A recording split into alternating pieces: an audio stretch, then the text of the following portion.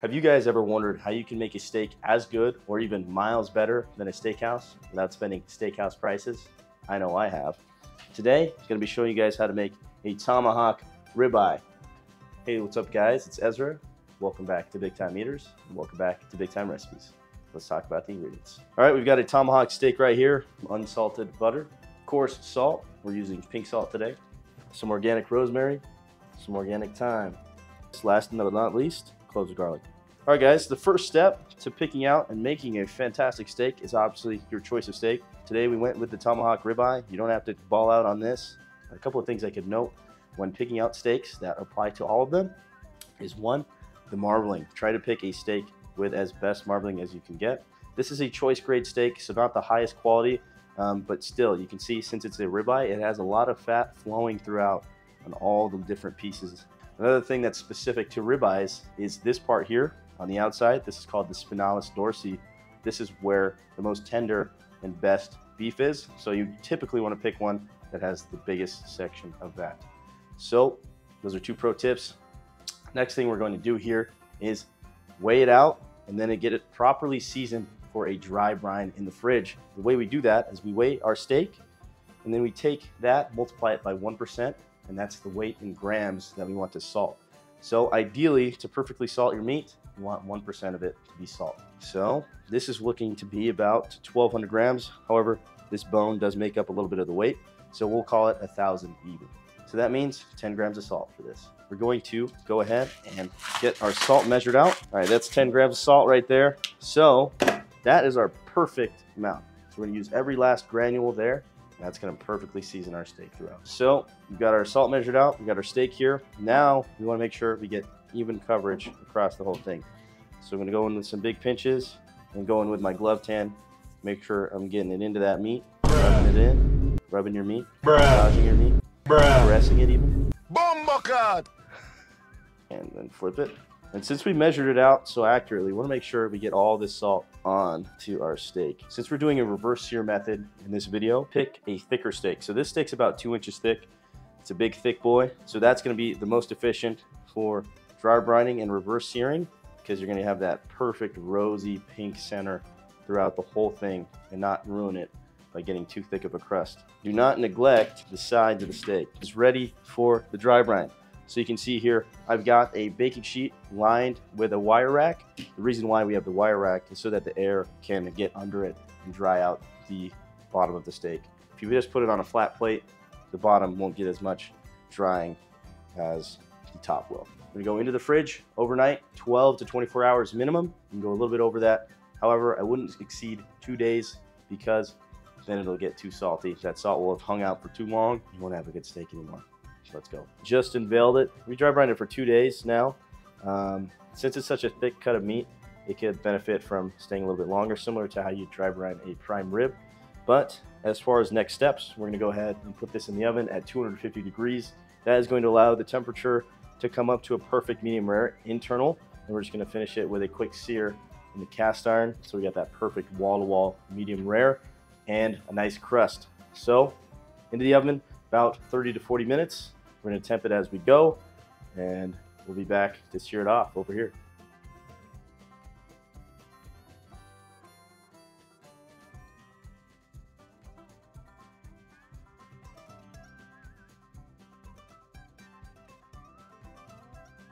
All right, guys, as far as hardware goes, we're using a cast iron pan.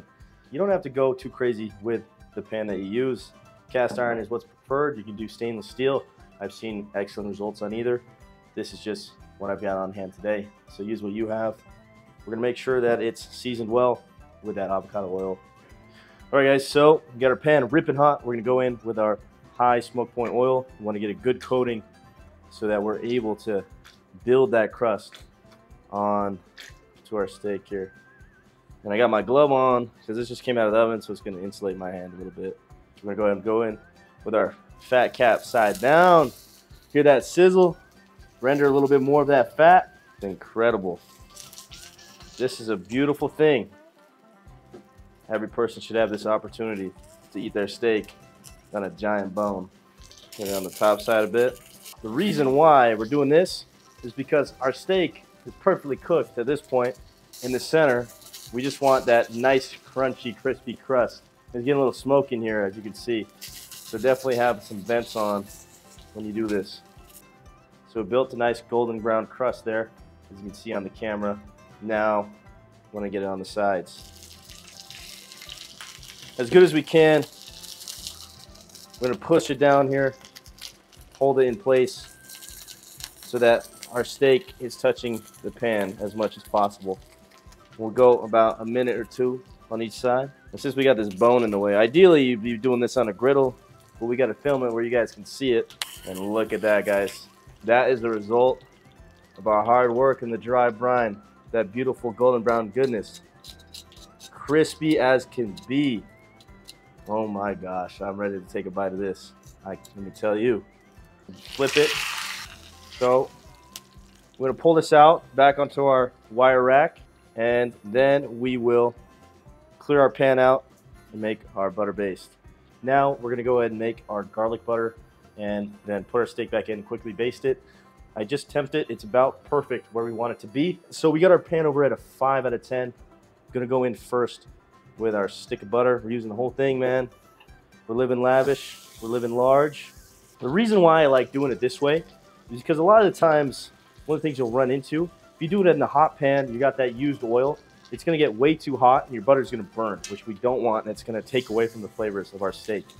So I like doing it this way, separate, so that I can control, keep and monitor my butter so that it's not burning. Turn the heat down to a 6.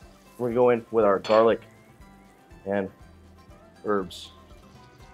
So allow those to almost just confit a little bit, infuse into that butter, and then add in our herbs. So we're holding it down to the edge here so that all that flavor, all this beautiful, tasty earthiness, rosemary, those flavors, those aromas are getting perfectly infused into our butter. And it's just gonna go right over the top of our steak. Okay, beautiful thing. Go in with our steak here, and we're just gonna baste.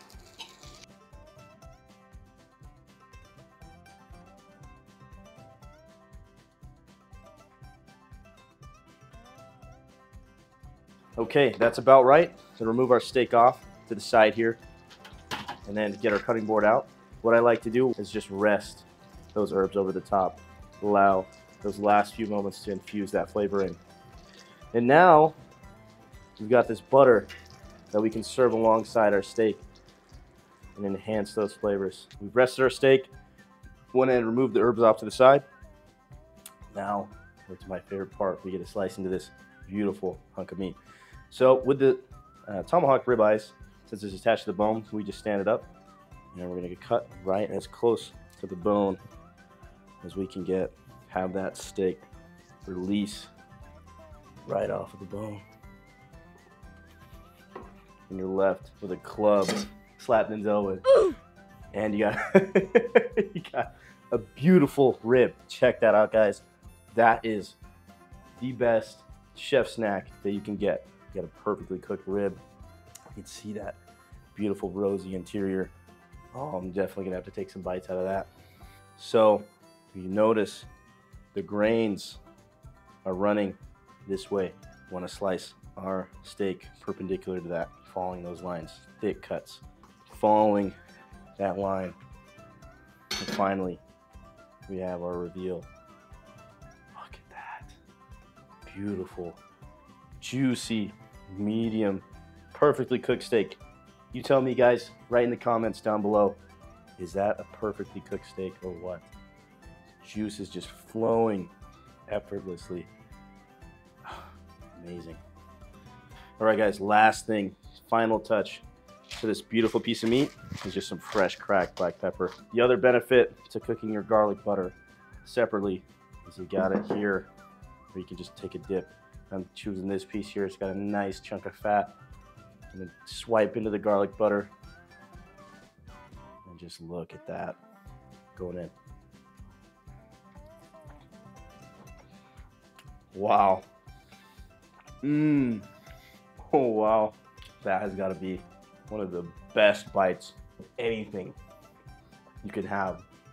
And the fact that it's so simple to just put that steak in the fridge, dry brine it overnight, throw it in the oven, and you get this perfectly good rosy interior. Oh my gosh, it's just unbeatable. And you know I didn't forget about this right here. You just go primal mode and just gnaw on that bone. Just beautiful. Thank you for tuning in. Don't forget to like, comment, and subscribe down below. Let us know what you want to see next. Let me know what you want me to cook next. And we will see you in the next video.